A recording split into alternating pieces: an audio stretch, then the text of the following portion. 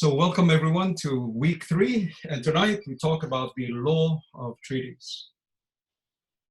How many people are actually in this unit? So there's a question from Jamie. As far as I know, there should be about 74. So I would have expected there would have been more joining us tonight. Yeah. Okay. So the Law of Treaties is an important topic, mainly because if we recall, under Article 38(1) of the Statute of the International Court of Justice, one of the main sources of international law would be treaties. And treaties are, of course, a very important source of international law, mainly because it's very easy for states to, to generate international law by an agreement, usually through what is known as a treaty, which can also be called a pact or an accord, or it could be a convention. And so therefore, there are a lot of critical issues that need to be examined when we talk about the law of treaties. Mainly, the first question we could ask is, what exactly is a treaty? When is there a treaty?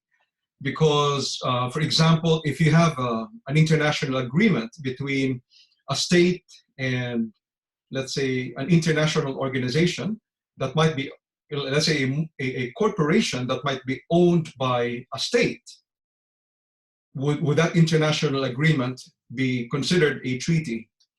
And would there be, when you speak of a treaty, is it essential that the parties to a so-called treaty or a written instrument actually agree that what they've entered into is in fact a treaty? So what if they've, in the course of a long negotiation, because usually when states, or especially when there is a group of states trying to arrive at an agreement about a complex set of issues. It could be about how to deal with biological weapons, or it could be about terrorism or money laundering. So you will realize that if you look at the treaty provisions, there are so many issues there that the parties have to agree upon. And so what if in the course of a lengthy negotiation, which can take months, even years, they decide that, as they go through the process of negotiations, they agree to kind of come up with a memorandum of agreement as to certain points, but they haven't denominated, those small segments of agreements as a treaty. Would those be considered, that kind of agreement? Would that be considered a treaty? And why is it important, for example, as well, for us to know why a written instrument between two states, where there is an agreement that they intend to be bound by the written agreement and it is subject to international law? Why do we need to know whether that particular written instrument in the first place is a treaty? Why does it matter? So that's, we're going to look into that. We're going to look into the nature of treaties. At the same time, we also wish to know, assuming that an international agreement has in fact been entered into by states, and we know that it is a treaty, for example, under what circumstances may the party or parties to a treaty be able to suspend their obligations under the treaty or even withdraw from a treaty? So those are crucial points. So for example, hang on, I'm just gonna mute everyone. And if anyone wishes to say anything, you need to unmute yourself because you're hearing some background noise. And so for example, and it's a good thing that we've got Jack here. Is Jack still around? I think I saw him earlier. Yes, I'm here. Sorry. Oh, how come you couldn't find your name there, Jack? Oh, okay, there you are. Okay, very good. So we've got a military officer here. So the crucial question we have is, let's say that there are two states, and one of these states agrees to allow a foreign state to put up a military base. This could be in Cuba. This could have been in Panama. This could be in Turkey. It could be in Saudi Arabia. It could even be the Philippines, where is there still a U.S. military facility there? But let's assume that there is one. And, why would it be the case that, assuming there has been a change of government, which then becomes an enemy of the United States government, why can't that, that new government just say that given a change in government, even a change in its political system, then it has a right, perhaps using the principle of rebus sic stantibus, to terminate the treaty? Can that be done? And we also know that one of the grounds for the Jack, did you want to say something? Or was that somebody? No? Okay. And we also know that one of the grounds for the termination of a treaty would be if the treaty was entered into where there was a threat or the use of force, or there was coercion. Now, we remember at the end of World War II, when Japan surrendered to the United States, and in the same way Germany surrendered to the Allied powers at the end of World War II. One of the conditions, or two of the conditions, that the Japanese government, was it under Emperor Akihito? Is that correct? Two of the conditions that were part of the treaty by which Japan surrendered to the Allied powers was to allow the United States to have military bases in Japan. At the same time, one of the treaty obligations was for the Japanese government not to develop or make use of atomic weapons at that time. Now, but the question was, but wasn't there a threat of the use of force, which perhaps forced the Japanese government to accede to these treaty provisions? So these are things that we want to examine as well. There are also issues about when can an error be actually a ground for the termination of a treaty. So these are crucial points. And what happens, for example, if there is an international agreement, and let's assume that it doesn't fall under the definition of a treaty, does that particular international agreement still embody a binding agreement between the parties? And if so, who might, what agency or tribunal might have jurisdiction under it? And what if you have two states that enter into a written agreement? They agree that they are bound by that agreement. So you've got two states, it's an international agreement, it is in written form, but they agree that that written instrument is not to be governed by international law, but governed perhaps by one of the municipal laws of the parties, or it could be maybe the laws of Delaware in the United States. Is that a treaty? Or is that a valid, if it is not a treaty, is it a valid international instrument? And if so, can you bring it, one of them, if there is a dispute, can they bring it up to the International Court of Justice? And if not, who might have jurisdiction? So these are some of the crucial points that we would like to take up in tonight's topic on the law of treaties. So, am I speaking too fast? Hopefully not. Oh, Emperor Hirohito, that's right, Jack. I thought it was Akihito was the newer one. That's right, very good. Okay, so after studying this topic, you should be able to discuss and explain the importance and nature of treaties, the rules that govern the various aspects of a treaty, the key provisions of the 1969 Vienna Convention on the law of treaties, and how states may enter into, avoid, and terminate treaty obligations. I probably prepared 5 questions, and I am prepared to ask a few more questions if we have time. Now, before I continue, would there be any question that anyone may wish to raise at this time? Any questions? Manjo, just something I noticed in the study guide. Yeah. If you just bear with me a tick. I think it was the under sort of part 3, the nature of treaties, and 3.1 in particular. Mm-hmm. And it's like between, is it Bahrain and Qatar? Yeah. And like they both went to the International Courts of Justice to have their disputes sorted out. But then because Bahrain said, oh no, we didn't say it was an international agreement, then the Court of Justice said, oh, well, then we don't have jurisdiction for this matter. Well, why then? And then in the judgment underneath, they basically give a judgment on it and say that it is an international agreement. So it's like, well, do they have jurisdiction or don't they? And then do these countries know that by sort of saying, oh yes, we'll go to the Court of Justice, to get this sorted. But then if we say that we didn't agree to it being an international agreement, well, then they can't decide on the dispute. Does that make sense? Sorry. Yeah. A few points. So under Article 36, 1 of the International Court of Justice statute, the International Court of Justice would have a jurisdiction when there's a dispute between states, and usually it is in relation to treaties or international conventions. And so therefore it is crucial to a dispute, such as the case of Qatar versus Bahrain that you mentioned, that if there was a written agreement that Qatar and Bahrain entered into, the basic question was that a treaty? Because if it wasn't a treaty in the first place, because there was they never agreed to be bound by the terms of what they considered to be written minutes of a consultation, meaning it was preliminary. They never agreed. So it's like, you have a discussion, you negotiate. Sometimes you write certain things, but these are just, minutes, but you never agreed to be bound by them. And so if it were just minutes and you never agreed to be bound by something, then you couldn't have arrived at an international agreement in the first place. So that was the key question there. And so therefore, if it wasn't a treaty, then the ICJ cannot have jurisdiction.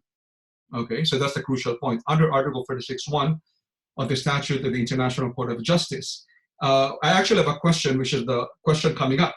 But in the case of Qatar versus Bahrain, the International Court of Justice ruled that although there were written minutes of the consultation between the two states prior to arriving at a final conclusive treaty, the written minutes of the consultation between the two parties, they both agreed that they were actually legally binding. So they may not have called it a treaty at the time, but they agreed that they were going to be bound by the minutes of the meeting. The question was, could the parties have arrived at a treaty, even if they didn't call it a treaty, and even if it was preliminary, but it did embody an agreement between them, which they agreed to be bound. And the International Court of Justice ruled following the JNC Continental Shelf case in 1978, ruled that the fact alone that you may have written minutes of a meeting does not mean that you cannot have a treaty, because they agreed to be bound by it. Because we will recall that there are 4 elements of a treaty. It has to be an international agreement between two states. It has to be in writing and subject to international law.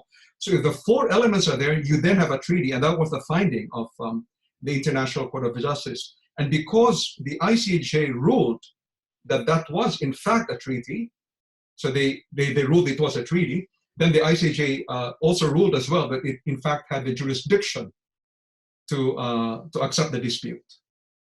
Now the question would have been, what if it wasn't a treaty? What would have happened? So that would have been the other question. And I think we could. That's another issue that maybe it's something that we could take up in a short while or right now.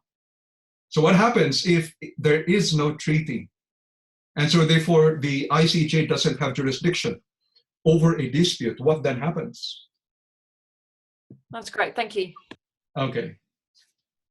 So let's go to question 1. Can I get somebody to read this particular question for us? Just to read it, and then we'll try to come up with an answer to it. Can I get a volunteer?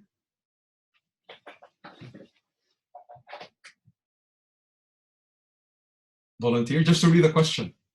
Okay, I'll have a go. Tomorrow. I'm sick of my voice. Right. The Sampdoria government and Swiss SUGSI entered into an international agreement under which the company would provide web-based security services for key websites of the Sampdoria government. Under the agreement, the company would indemnify the Sampdoria government for any damage it may incur up to the amount of 20 million in the event of a failure of the company. Oh, hold on. Let me just... of the company to provide professional and adequate web-based security for key websites of the Sampdoria government. Any dispute under the agreement must also be submitted before an international arbitration court. Claiming a breach of the agreement, the Sampdoria government has filed a case before an international arbitration court. SUGSI claims that the agreement is invalid because it is not a treaty under the VCLT and cannot be the source of any obligation. Advise the parties. Okay. What do you think? Would SUGSI be correct in saying that the international agreement is invalid because it is not a treaty under the VCLT? Or in the first place, the question is, did they enter into an international, did they enter into a treaty? Can you hear me, Manjo? Yes, I do. I could hear you, Jamie. I'd say no, it's not a treaty, because one of the points of a treaty is it has to be concluded between the states, and it's not. Very good. So that's correct. Now, if it is not a treaty, and that is also what Peter said, it is not a treaty, that's correct. Is that a valid international agreement between them?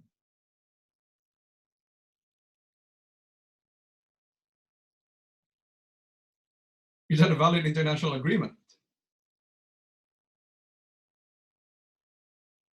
I think it's a commercial contract, Manjo. Yes, go on, Peter. And therefore it has to be bound by the rules of contract in which it was made, in the country in which it was made. So would the international agreement be valid? That's the question. No, I don't think it is an international agreement. Okay. It could be an international agreement, but which could be valid and binding, but it's not going to be classified as a treaty. Very good. And as a result, Jamie, what happens then? Hang on, I'm just reading my notes. From Ilonka here, it is not a treaty. It involves an agreement between a state and a non-intergovernmental organization, but it is still binding on the parties. I would say yes, it is an international agreement, since it is between what appears to be a Swiss company and the government of San Lurio. It is an international agreement. The only question we have right now is it binding, or does it cease to be binding simply because it is not a treaty and not subject to the Vienna Convention or the Law of Treaties? In other words, is it the Vienna Convention or the Law of Treaties which determines the validity of an international agreement? Is that the purpose of the VCLT? I think that's where I got confused with this week's readings as well, Manjo, because, you know, what is under the VCLT, what isn't, you know, sort of, you know, is a treaty valid if it's only approved, if you like, by the VCLT? Yeah, I was just a bit muddled with that section. Very good. So, Ilionka, you want to use your microphone there? Because people can't really see the chat box. I'm going to include the chat in Moodle, but if you could, I mean. But if I could just say as well, in terms of whether it's an international binding agreement, I would say yes, because they've got, it says there that they've agreed that if there's a dispute, they've agreed how to rectify it as well. And that's in a, what was it? Yeah, oh God, where is it?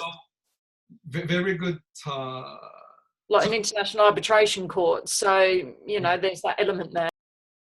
So from Ainsley here, under Article 3 of the Vienna Convention on the Law of Treaties, very good, Ainsley, the fact that the present convention does not apply to international agreements concluded between states and other subjects of international law, or between such other subjects of international law, or to international agreements not in written form, shall not affect the legal force of such agreement. So this is a binding international agreement between the San Lurio government and a private company. It is valid under international law. However, it is not subject to the jurisdiction of the International Court of Justice. And this is, in fact, the ruling of the International Court of Justice in 1952 in the case of United Kingdom versus Iran in the Anglo-Iranian Oil Company case. So what typically happens is that you know, states do enter into commercial contracts with private companies. The Australian government does it all the time. The Saudi Arabian government does it all the time. It buys military weapons from some American company, correct? And, you know, it could be that the Australian government buys jets and whatever. It could be a submarine from some private company abroad. They would enter into an international agreement. That is obviously binding. But that is not a treaty. So if there is a dispute, that dispute cannot be brought before the International Court of Justice. So from Ilonka as well, so not meeting all the four necessary elements under Article 2 of the VCLT will mean that the international agreement will not be a treaty, or will mean that it is not a treaty, but it doesn't mean that it is not a valid agreement. Okay, now the other question we have is, what if you have the San Lurio government and, you know, the SUGSI, and they agreed that any dispute between them shall be subject to the jurisdiction of the ICJ. What happens then? Peter, you're going to have to unmute yourself. You can't do it. They can't do it because it's not an international organisation for starters. The the Swiss Ultra Global people, they're not an international organisation, so they can't. They can't do it. Even if the two parties agree to submit any dispute before the ICJ will not accept jurisdiction over the dispute simply because of Article 36(1) of the International Court of Justice statute. Okay, now, so are we clear so far? Let me ask another question. Let's assume that you have two states, the Sanduryo government, and let's say the United States. Let's just assume. I can't think of a fictitious name for now. Now, these two states agree that their dispute will be subject, for example, to the laws of Delaware, which is a state in the United States. Are we clear? Question: is that a treaty? So we have an international agreement in writing between two states, but they agree that any dispute they have will be subject to the jurisdiction of the courts of Delaware, it could even be the commercial courts of Hong Kong. In the first place, could they do that or not? Would they be permitted to do that or not? Can they choose the laws that govern their international agreement if the parties are both states? Can they do that or not? What do you think? Let me repeat the question. Can two states decide what laws will govern an international agreement between them, so that instead of allowing international law to govern their international agreement, they can say that any dispute between them will be subject to the laws of a particular municipal law. Could be the state of Delaware. It could even be the Belgian courts and so on. Is that permissible? Oh, okay.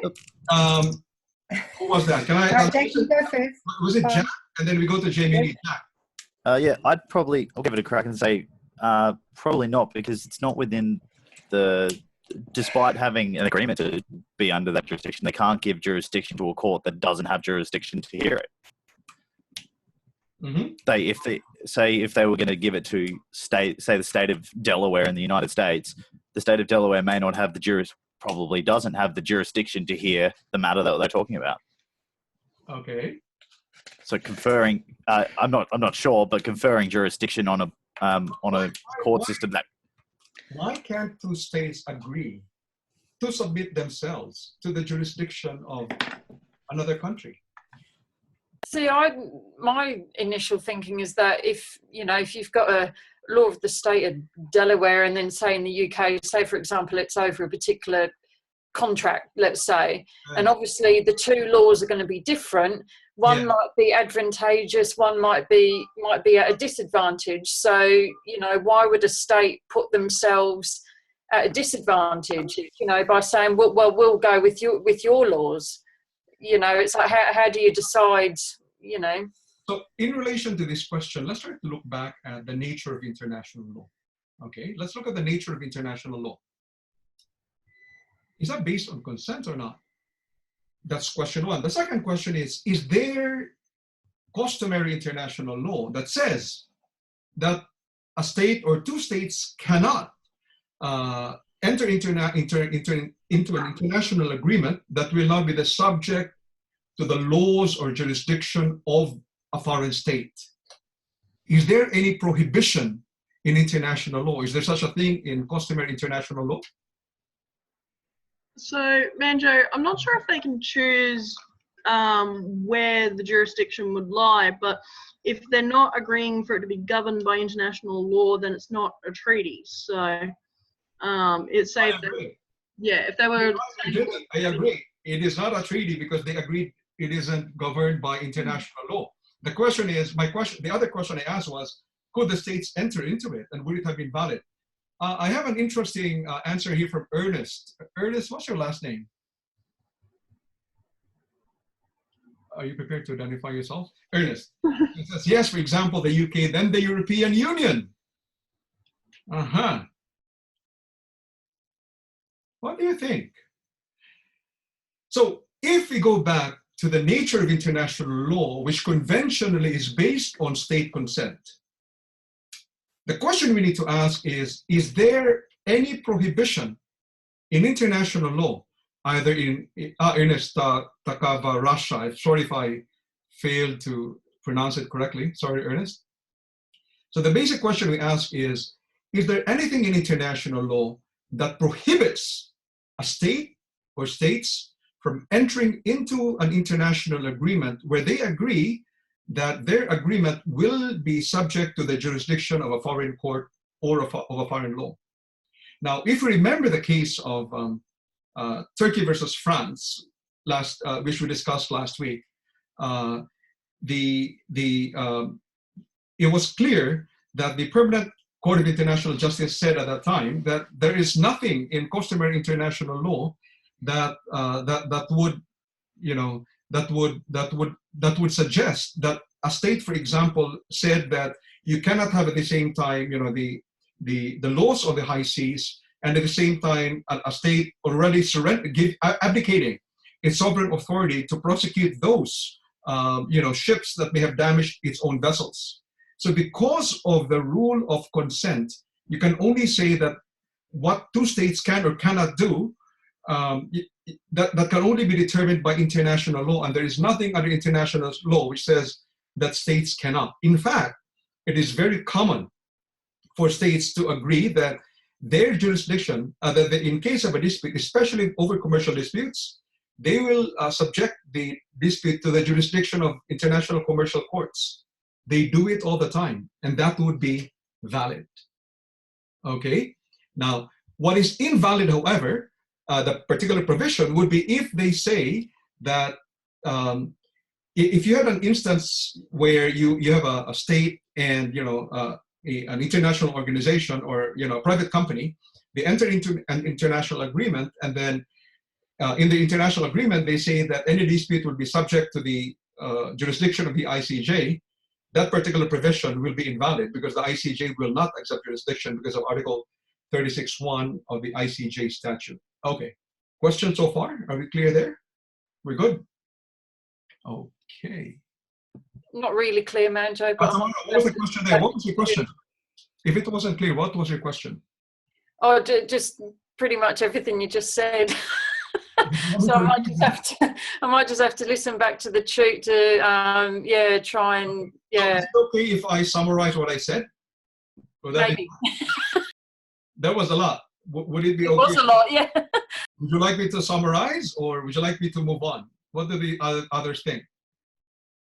I could summarize if you like. Yes, please. I'd like that. Okay, very good. Okay, so for there to be a treaty, it's crucial for us to know whether or not an international agreement is a treaty, mainly because we want to know if the ICJ has jurisdiction. Okay, because under Article 36(1) of the Statute of the International Court of Justice, the ICJ only has jurisdiction when it relates to a treaty.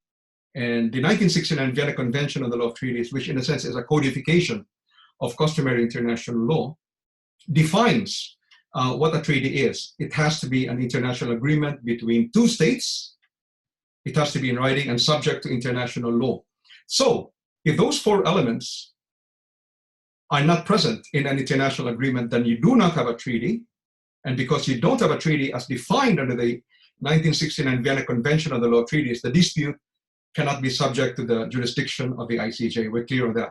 Okay. Now, but even if you had an international agreement between a state and a non-state, it doesn't affect the validity of the international agreement. That will still be a valid and binding international agreement according to the ruling of the ICJ in the case of the Anglo-Iranian Oil Company case, decided in 1952 by the International Court of Justice. We're clear so far. Now, in addition, I asked the question, what if you have two states and those two states enter into an international agreement and they agree that their international agreement is subject not to international law, but to the law of a particular state. So they've chosen a forum, an international forum, to resolve the dispute. The question is that a valid international agreement? Is that a treaty in the first place? Is that a treaty? Okay. Now, if it is a treaty, so the answer there is it is not a treaty because the two parties agreed, the two states agreed that the agreement is not subject to international law. They said it was subject to the laws of a foreign country, so it can't be a treaty. And because it is not a treaty, again, any dispute cannot be brought before the ICJ. Now, the other question I asked was, would it be legal or would it be valid for the two states to agree that, their dispute will be subject to the laws of a foreign country? The answer is yes, because there is nothing under customary international law which prohibits states, knowing that the nature of international law is based on consent. There is nothing in international law that prohibits two states from agreeing to be subject to the jurisdiction of a foreign state. They may even agree that any dispute between two states, such as the United States and China, will be subject to the jurisdiction of US courts. There's nothing that prohibits that kind of agreement in international law. Okay, clear? I think that summarized everything. Thank you. Okay, very good. So moving on. Discussion question 2, and I think this is the quiz question. Can I get somebody to read discussion question 2? Yeah, I'll give it a red hot go. Yes. The state of Sandario and the state of Malaysia have for some time engaged in negotiations about how to deal with the territorial dispute between them. In the course of these negotiations, the two states have entered into a memorandum of understanding, and which stated their agreement on some issues which the party considered to be binding upon them. However, the parties agreed to continue to negotiate on other unresolved key issues of the dispute. After the state of Malaysia failed to comply with one of the key provisions of the memorandum, the parties referred their dispute to the International Court for Adjudication. The state of Malaysia, however, alleges the MOU is not a treaty under the VCLT and cannot be the source of any legal obligation. Advise the parties which of the following statements is the most correct answer. Okay, these are the answers there. Jack, can you go on, please? Oh, yep, just wait. Yep. A, the memorandum of understanding between the state of Sandario and the state of Malaysia is not a treaty, given that the parties denominated their agreement as a memorandum of understanding and not as a treaty. B, the memorandum of understanding between the state of Sandario and the state of Malaysia is not a treaty because there were key issues of their dispute that remained unsolved. C, the memorandum between the state of Sandario and the state of Malaysia is not a treaty because the parties did not seek to create legal relations. D, the memorandum between the state of Sandario and the state of Malaysia is a treaty and binds both parties. Or E, all answers are wrong. Okay, very good. Thank you, Jack. Let me just point out something here, just to be clear about the facts. Which the parties consider to be binding upon them. So let's just to be clear, the facts clearly indicate that both parties agreed to be bound by the MOU. Okay. Now, so having said that, can I just ask you to, put your answer in the chat box, whether it's A, B, C, D, or E. Let me just see. And remember, in the actual quiz, because the answers are shuffled, you don't really know what the correct letter might be. But just for the purpose of tonight, what do you think is the correct answer? Okay, very good. Fantastic. Very good. So we've got the correct answer there. And this is the case of Qatar versus Bahrain, a case decided by the ICJ in 1994. That was easy. But that's a crucial point, isn't it? Because if you talk about the World Trade Organization, the Marrakesh Agreement establishing the World Trade Organization, or if you talk about the United Nations Framework Convention on Climate Change, it has taken years for the parties to arrive at a treaty. And so therefore it is possible for them to enter into, memorandums of agreement or memorandums of understanding that embody what they think are legal obligations between them, even though they have certain unresolved issues. And that raises the question, that those small documents, it could even be a one-pager document, and they say this is binding upon us. Is that a treaty or not? Or is there a requirement that for there to be a treaty, it has to be, composed of, comprising 5 pages or 20 pages?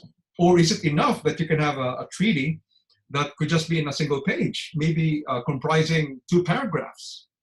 Is there a requirement for that, for there to be a treaty? It has to be comprised of several pages? What do you think there? No, it could be, you know, there is no requirement. Very good. Thank you, Heidi. Very good. Thank you, Kayla.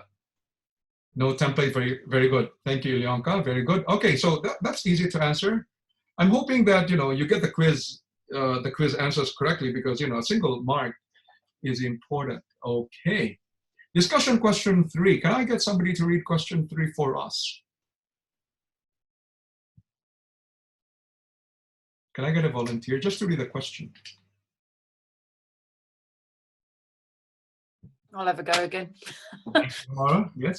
In 2015, a people power revolution took place in the state of Lunario. As a result, a revolutionary government was established under the leadership of a radical firebrand, who then led the drafting and approval of a new constitution that prohibited the presence of foreign military bases in the country. Because of this constitutional change, the state of Lunario announced that it would no longer abide by its treaty with the state of Equita that had permitted the latter to maintain a military base in the state of Lunario. Claiming a dispute over the treaty, the states of Equita and Lunario referred their dispute to the International Court of Justice for adjudication, advised the parties. Okay. What do you think? What ground could the state of Lunario raise or invoke in order to terminate its treaty obligations? And if it raised or if it invoked that particular ground, do you think that ground would be valid?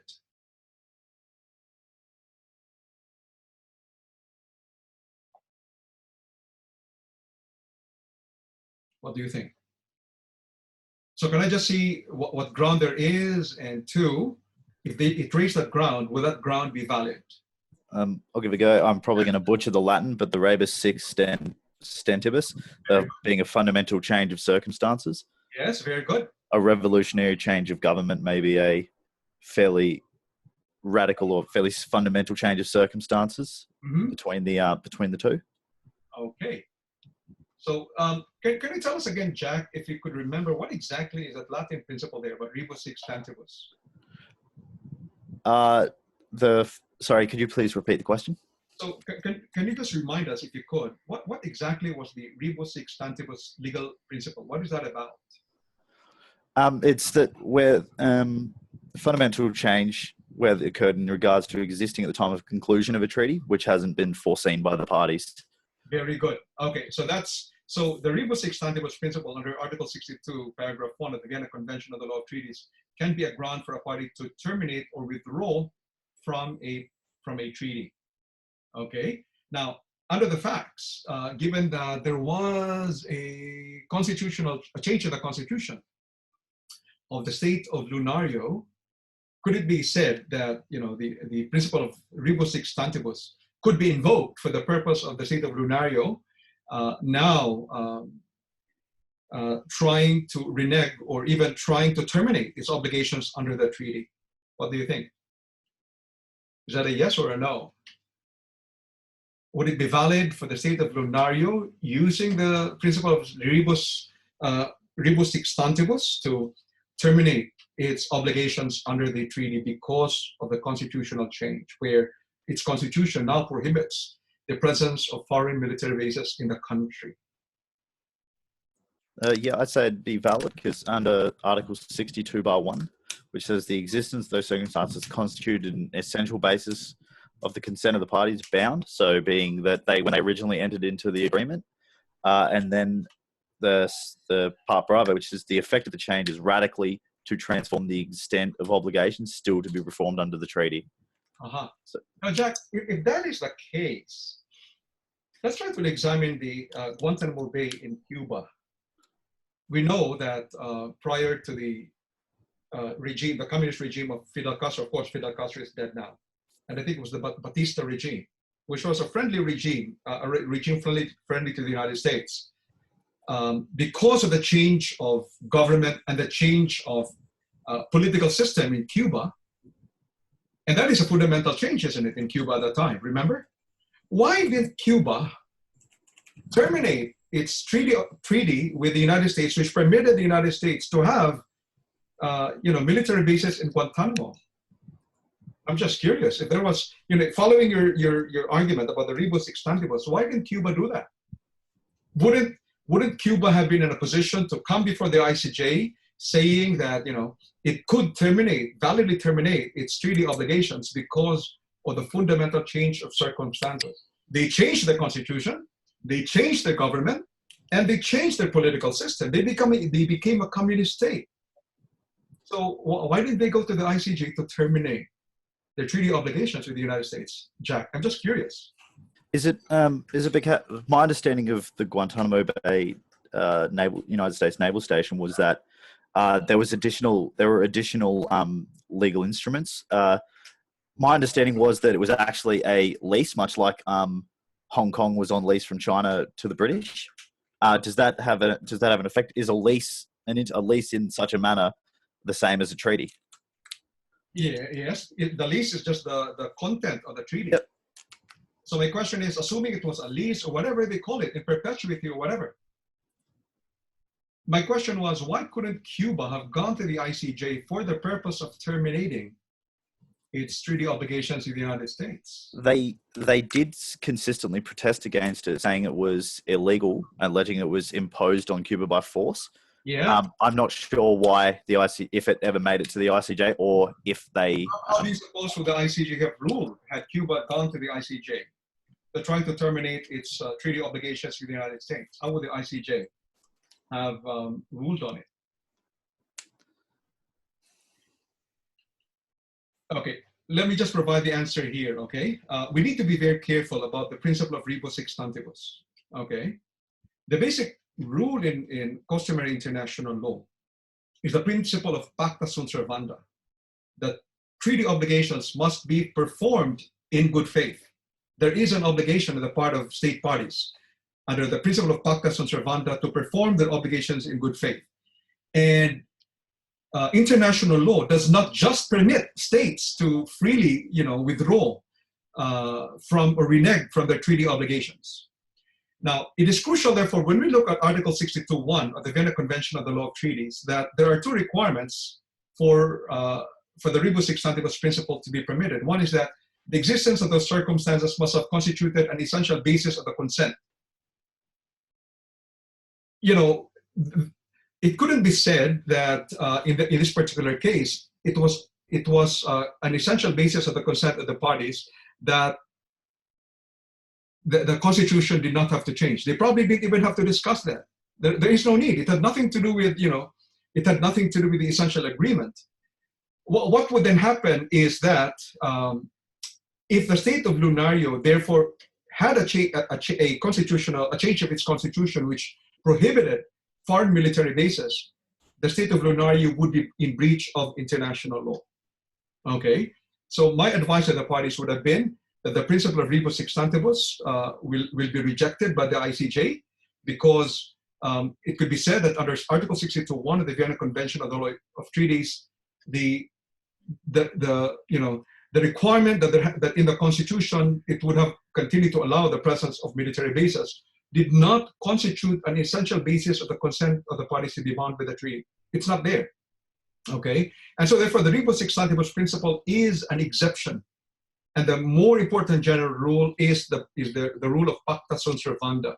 And you can see this case in the case of Hungary versus Czechoslovakia, in the case of Gabi Kovo versus Nagy Maros project case, which involves a dam in the border between Hungary and Czechoslovakia, where because of changes in the government of Hungary at the time, which were now averse to the idea of having a dam which would destroy forests, there was a change in the government so that you now had a socialist state. But the International Court of Justice ruled that those changes, even though they might have been fundamental changes, were not enough to trigger the principle of rebus extantibus, which would have allowed the state of Hungary to withdraw from its treaty obligations. Okay, so it is very difficult to claim the principle of rebus sic stantibus in international law. Okay, are we clear so far? Now, I'm going to give you another example though, because you may ask, when can you allow, when therefore can you have a rebus sic stantibus principle? I haven't come across any case, but I'll give you an example. And I want to flag this early that I may be asking a question about this in the midterm assessment, because I think it's an important principle. Let's assume, you know, well, Jack would be familiar, he's in the military, but in the 1990s, okay, so there is the Philippine government and the United States have a treaty which allowed the United States to maintain military bases in the Philippines. Some of them are in Subic, and I think there's another one which is the Clark Air Base. Jack, are you familiar with those? Have you heard of them? Hey, yeah, sorry. I think what you're referring to is the Mutual Defense Treaty, which has, among other things, allowed for the stationing of U.S. military personnel, as well as a bunch of other, if one's attacked, the other's attacked, sort of thing. So in the treaty between the United States and the Philippine government, the United States government was permitted to maintain military bases in the Philippines. And those territories, therefore, became part of the territory of the United States. Now, in the 1990s, there was a volcano that erupted in the area. And there were ash clouds. I think it may have even affected Australia at the time, because it did affect a huge part of Asia. And because of the huge ash cloud, that eventually that forced the United States. So at that time, there was a change in the constitution of the Philippines, wherein they said that, for there to be military presence or military installation to the Philippines, it had to be subject to certain rules, etc. There was a change in the constitution. And the Philippine government wanted to kick out the US military bases, but they couldn't because of international law. Eventually, because of what they call the Pinatubo ash cover from the volcanic eruption, the United States government freely and voluntarily left the military installations because they couldn't make use of it. Okay, are we clear so far with the background? Now, this is my question. Let's assume that part of the treaty obligation said that the United States government will continue to maintain its military bases in the Philippine territory, subject to the condition that the United States government will provide military assistance to the Philippine government, let's say in the amount of $100 million a year. Are we clear? So let's assume part of the treaty obligations was for the US to provide military assistance to the Philippine government in the amount of $100 million a year on the condition that it maintains its military bases. Because the United States left the U.S. bases in the Philippines, the U.S. government now refuses to pay for the military, financial assistance. Let's assume that the Philippine government files a complaint in the ICJ, files a dispute against the United States, claiming that the United States has breached its obligations under the treaty to provide military assistance to the Philippine government. The question is, how do you suppose will the ICJ rule in that on that dispute? Will it say that the U.S. government is in breach of its treaty obligations to provide military assistance under the treaty? That's my question. What do you think? And let's not talk about the facts that we know. Let's just limit ourselves to the factual circumstances that I've given here. What do you think? So let me repeat. I'm going to simplify the facts again. There's a treaty where the Philippine government agreed for the US government to maintain military bases in the Philippines in perpetuity, subject to the condition that the United States government will pay $100 million a year in financial assistance to the Philippine government. Now, because of volcanic eruptions, and which made it really difficult for the United States government to maintain the military installations because of the ash flow and etc., the US government decided to withdraw from the treaty. And they left the military bases. And when they did that, they no longer, this is just a theoretical scenario, okay? And when they do that, the United States government is saying now, we're no longer gonna pay any military assistance. So the Philippine government files an action in the ICJ concerning a dispute, asking the ICJ to rule that the United States government is in breach of its treaty obligations.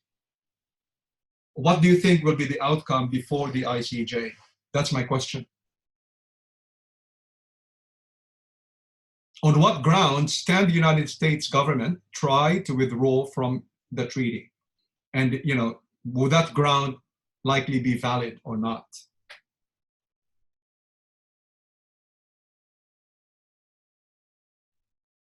What do you think? Yeah, okay. So the answer would be that the rebus extantibus as a principle can be used by the US government to withdraw from the treaty. They can raise that, okay? And in all likelihood, the rebus extantibus principle also, so the supervening event is also very related. And in that particular case, the ICJ is likely to rule that it would be permissible for the United States government to withdraw from the treaty because of the rebus extantibus principle, because the assumption is that the US, the US government can continue to maintain the military bases, assuming that, you know, the conditions are correct. Okay. Now moving on. Hang on. Okay. Let me just simplify the question because we're kind of running out of time. Then I'm going to go to question 5. The question I have is, what if you have so I'm just going to restate question 4. Let's assume that you had 2 states, the states of Condoma and Brutomo. They entered into secret treaty negotiations, okay? Secret, because it could be about biological weapons. It could be something secret. It was just between them. But it was an international agreement. They agreed to be bound. It is in writing, subject to international law. They did not, the 2 states did not register the treaty with the UN Secretariat. Now we know that under Article 102, paragraph 2 of the UN Charter, for a treaty to be invoked before an agency of the United Nations, that treaty must be registered with the UN Secretariat. So in this case, the 2 parties did not register the treaty. The question is, can one of the parties now argue that the treaty is invalid on the basis of the fact that the treaty was never registered with the UN Secretariat? That's essentially the question. So is the registration crucial to the validity of an international agreement? That's essentially the question there. What do you think?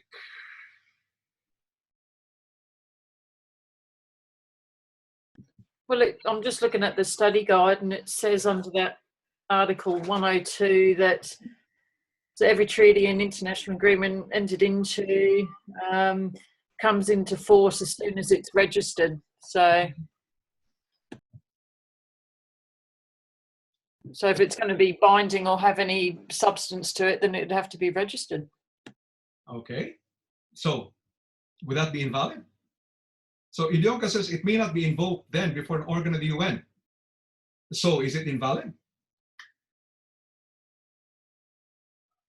We need to remember, you know, if you try to remember the rules on contract, speaking about void and voidability. The treaty is still valid, Manjo. Peter, yes? The treaty is still valid, and that's a International Court of Justice ruling Qatar and Bahrain in 1994. Very good. So that is the ruling of the case of in Qatar versus Bahrain, as correctly pointed out by Peter here, where the ICJ, remember earlier we said that there was a memorandum of understanding between Qatar and Bahrain. At that point, it wasn't clear that it was a treaty because it was just a memorandum of an understanding. And because they didn't really see it as a treaty at that time, they didn't register it with the UN Secretariat according to Article 102. So how then did the ICJ have jurisdiction? What had happened was, prior to submitting the dispute before the ICJ, they then, Qatar then submitted the Memorandum of Understanding as a treaty before the UN Secretariat. Okay, so the non-registration of a treaty does not affect the validity of a treaty. It's still valid. But for that particular treaty to be invoked before an agency of the United Nations or an organ of the United Nations, such as the ICJ, that treaty must first be registered. So what you then do is, prior to submitting a dispute to the ICJ, you then just have it registered with the UN Secretariat. Clear? Okay. So we have a final question here. Can somebody ask, can somebody read discussion question 5 for us?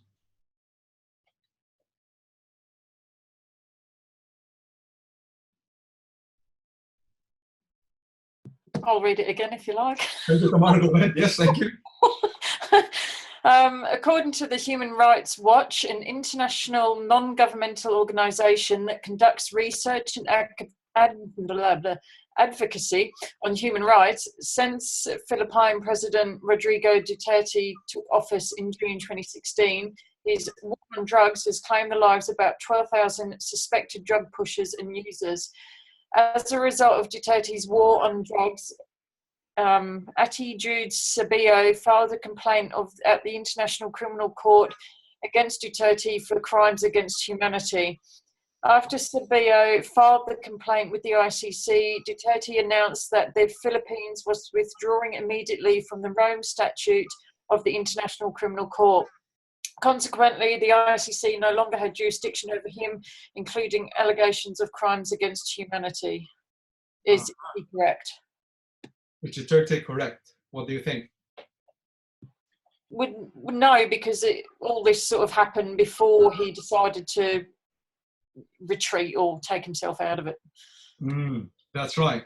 So it all depends on what the Rome Statute provides. So what Duterte is actually trying to do is to denounce the treaty. But the principle on the rule on denunciation is that you can't just denounce a treaty. It has to be subject to what the treaty allows. Because the treaty, for example, may say that you cannot denounce your treaty obligations. So there are certain treaty obligations that can bind a state party forever. Now, in the particular case of the Rome Statute of the International Criminal Court, the Rome Statute requires that 1 year notice must be provided to the ICC. But even then, the effectivity of that withdrawal will only apply for crimes against humanity that happen after the withdrawal, but not before. So Duterte in this particular case would be wrong. Okay, so as pointed out by Ilionka, the ICC has jurisdictions that involves crimes against humanity. Okay. Manjo, I just have a question on that. Okay, so if he then withdraws from the Rome Statute. Sorry, can you repeat that for me, please? Yes, so let's say Duterte then he withdraws from the treaty, the Rome Statute. Yes. And he continues with his crimes against humanity. Does that then mean that the ICC doesn't have jurisdiction over him for anything that was after the withdrawal period? The answer would be correct. So we have to distinguish the two. So for the moment, your question, Ilionka, was, let's forget for the moment crimes against humanity prior to the withdrawal, right?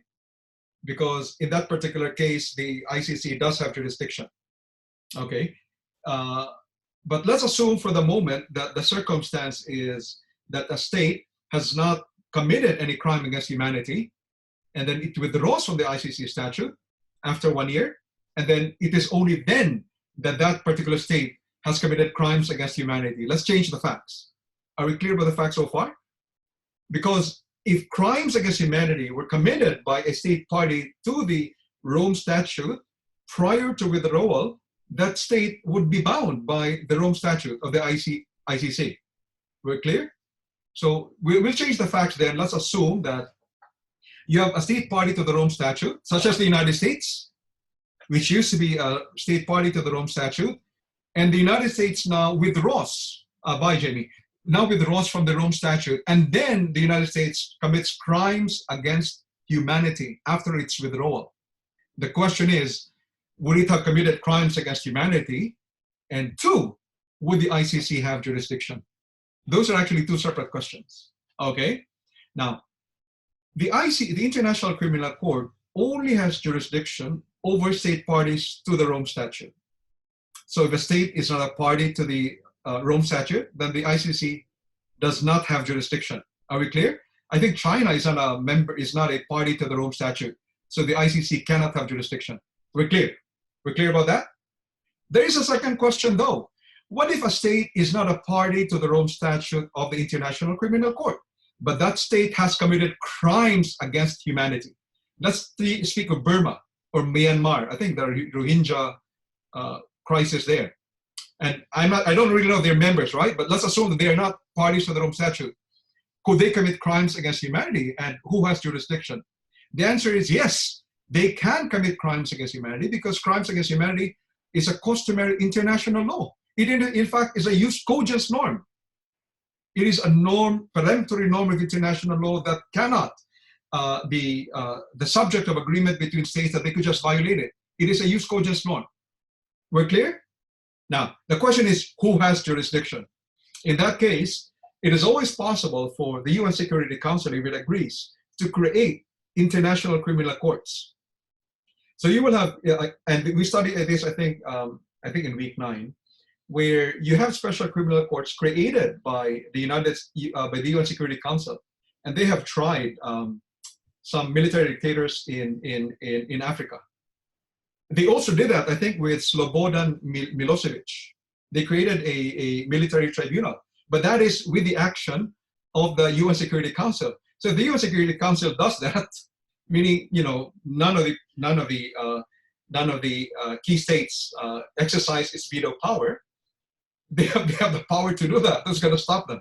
That's the UN Security Council. Okay. It's 8:02. Any other questions before we end tonight's tutorial? Yeah, Manjo, I just had one question. It was touching on something you glossed over quickly in the introduction. How does the coercion of a state or by threat or use of force come into play in terms of surrender, in say treaties created by the terms of surrender of countries? For example, the Allied occupation of Japan at the end of World War II. One could argue that a surrender is completely being coerced by force, because if they don't surrender, they're going to continue war against them. That's right. In the particular circumstances, remember, Jack, of the surrender of Japan in 1945 to the Allied powers, we need to remember that the Vienna Convention of the Law of Treaties was not effective then, so it couldn't apply. How would it apply in sort of a modern context if we entered into, like, God willing that we don't, a large scale conflict in the world?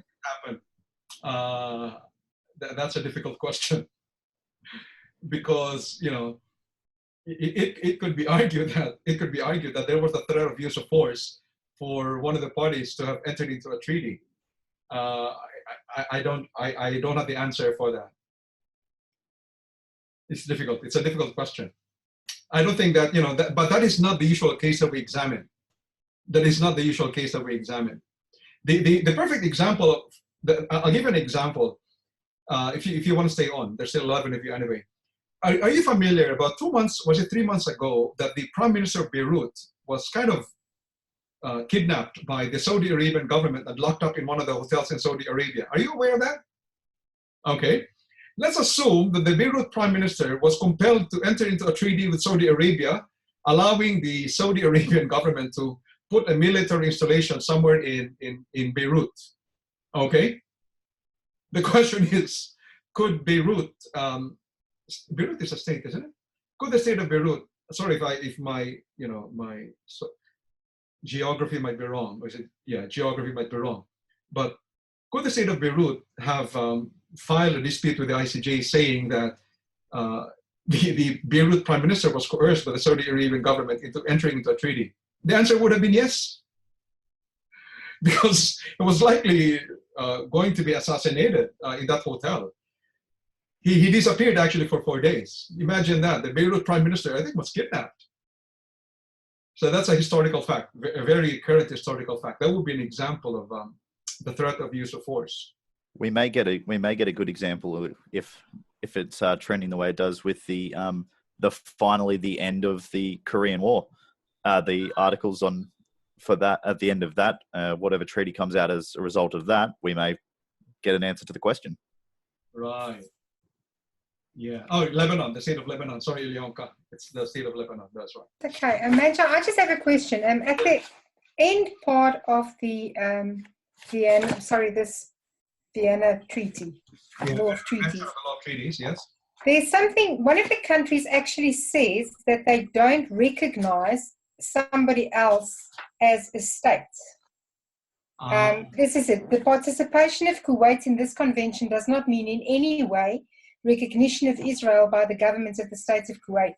So would that affect, say there's an international agreement, one of the elements is that it has to be a state. Does it matter if these guys don't even recognize one another as being states? That is a different question altogether, Ilionka. You know?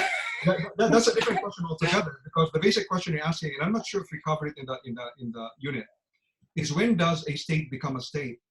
Does a state become a state because of recognition by the world community? Is there a requirement that a state becomes a state because it is a member of the United Nations? Taiwan, for example, is not a member of the UN. Is that a state? And I think the state of Israel, Palestine is not a member of the United Nations, and Israel doesn't recognize Palestine as a state. And I think we will come later on that it is not so much about recognition by other states. It's actually when the constituent elements of a state are there. So like, you know, a given population, the exercise of sovereignty, these are the crucial elements that make up, that determine whether or not a state is there, not so much recognition. The fact that the world community will recognize a particular geographic area with the government as a state will be an indication that it is a state, but that is not really crucial to whether or not a state is it exists. This is a crucial point because remember when the USSR, Union of Soviet Socialist Republics, broke up because of the glasnost, perestroika of Gorbachev in the 1990s, you know, the Soviet Union broke up into so many states. You've got, you know, Lithuania, you've got Ukraine, Belarus, whatever. And the question there was, and the state of Russia did not recognize, you know, those states which declared themselves to be states, There is a ruling already in the ICJ that there is nothing in customary international law that prevents a state from declaring itself as a state. There is nothing. So for as long as the constituent elements of a state are present, that state can call itself a state. There is nothing in international customary international law which prevents a state from, you know, rising up to say that it is a state. Now the question of recognition by a different state is altogether different. It has nothing to do whether or not a state exists. You follow? So China doesn't recognize Taiwan. It doesn't change the fact that Taiwan is a state. Israel doesn't recognize Palestine. It doesn't change the fact that to many others in the world community, Palestine is a state. I think we're discussing this in the next week. I'm not really sure. I think we are. Okay, questions? So in other words, the Vienna Convention of the Law of Treaties does not determine when a state is a state. Okay, no, that's fine. So this Vienna Convention Law of Treaties basically is the instrument under which something that is deemed a treaty will be adjudicated. That's yes. The summary of it? Yes, by the ICJ. By the ICJ.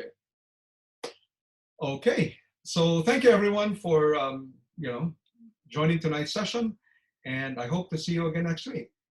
And thank you, and thanks for, you know, participating. Good night. Bye.